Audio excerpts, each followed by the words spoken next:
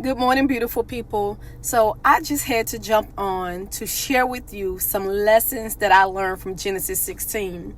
And y'all, that is the beauty of God's word, because even though it was written over 2,000 years ago, it still provides us in 2025 with so many life lessons and so many important principles and so many gems that we can just gather.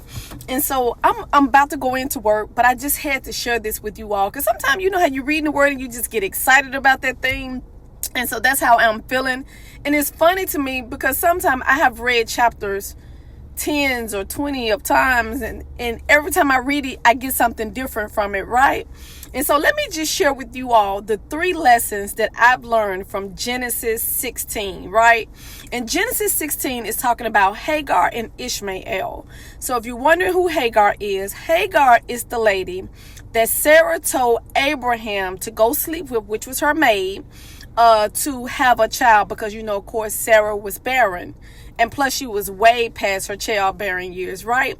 And so in this lesson, one of the things that first stood out to me as I began to read Genesis 16 is Sarah, your girl, is on 10 when this chapter started off. And she is reading Abram to the left and to the right. Yeah, I'm saying Abram because at that time, his name had not been changed to Abraham. And Sarah's name had not been changed. Her name was Sarai. So it was Sarai and Abram. Their name had not been changed to Abraham and Sarah. But anyway, that ain't what I came here to talk to you about tonight. So she let your boy have it. And she told him, it's your fault that my maid Hagar is treating me this way. You went and slept with her. You did this. You got her pregnant. You didn't get me pregnant. She going in on your boy, right? And so what was funny about that, and if you've ever read that story before, what makes it funny is she went to Abram and said, hey, I know God promised us a child, right? But hey, it's been 10 years ago since he said that, and we still haven't had a child. That's where that impatience come in at, right? When you're not patient with God. And we still haven't. So I tell you what, I got an idea. Go sleep with my maid Hagar, right? And that was the tradition back in the time. They were, known to their maids were known to be surrogates for them, right? And so, but it was her idea. She told her husband to go sleep with her maid to get her pregnant. So when it happened, right, Sarah wasn't feeling it. And plus, Hagar sort of turned on her, right? And so instead of her taking accountability, and I always talk about this, and then my kids, they probably can't even stand to hear these 2 words, because 2 things that I preach to my kids, even in their adult age, is accountability and responsibility. Always be accountable and responsible for your actions. Put your big girl or your big boy panties on and take accountability for what you have done, and be responsible for those things that you should be responsible for. And so sister girl wasn't taking no accountability. Hey, this was my idea. I'm the one asked my husband to do this. Yeah, he agreed, but yeah, it was my idea. So what lesson do I learn from that? I learned that we should always take accountability for our own actions, and that we shouldn't be pointing the finger or the blame of nobody else but us. If we're going to point a finger, it shouldn't go that direction. It should go this direction.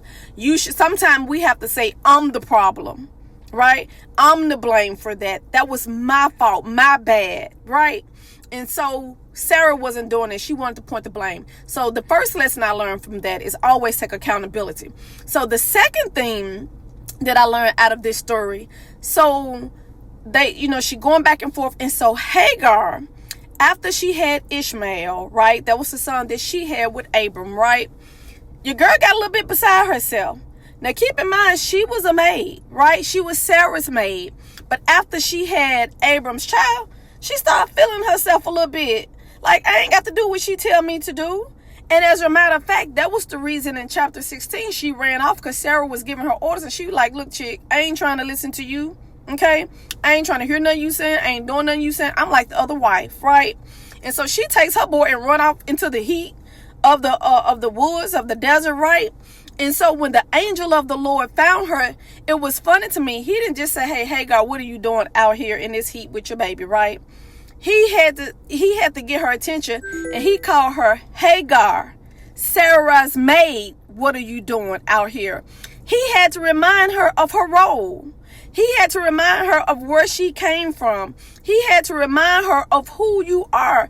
Hey, you're not the wife, you are the maid. And so that was an important lesson to me. If you looked at it the way that I looked at it, I know sometimes when we read the Bible, everybody gathers stuff different and they read stuff different. But for him to address her the way he did, Hagar, Sarai's maid, why did he have to add Sarai's maid onto that? Why couldn't he just say, hey, Hagar, right? But he had to remind her of her role. You are Sarai's maid. You stepping outside your lane. And sometimes God has to remind us or bring us down a notch of who we are.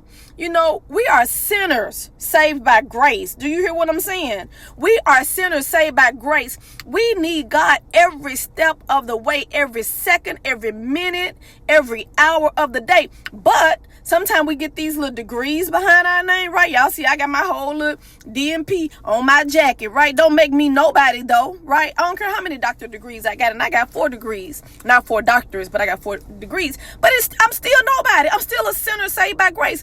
But sometimes we get these little letters behind our name. We go to thinking we somebody. Sometimes our bank account increase, and we go to thinking we somebody. Sometimes we drive in these nice, fine vehicles with these nice leather seats, and we go to thinking we somebody. And God has to pull us down a notch.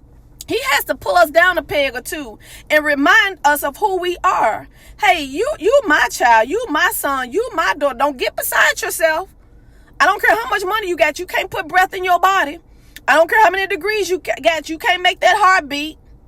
I don't care what you got going on, right?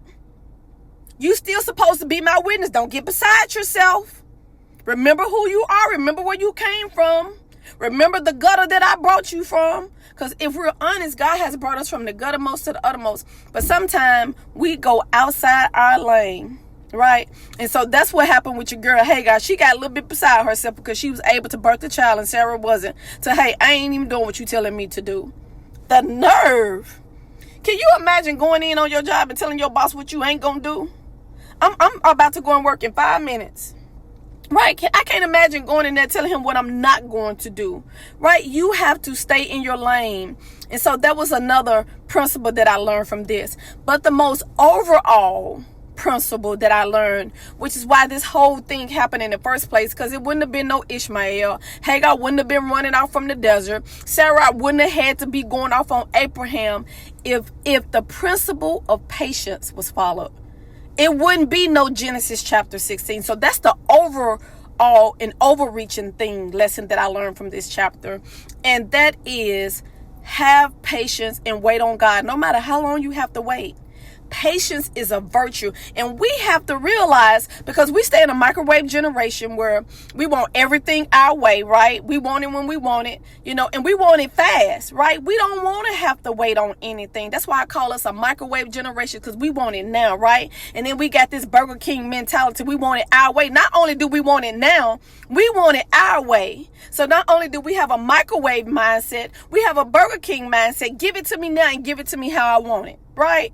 And so, because of that mindset, that's what got them in the situation that they got in. Because God had already told them, right? We're in Genesis 16, but back in Genesis 12, God had already told Abram he was going to make him a nation, a big nation.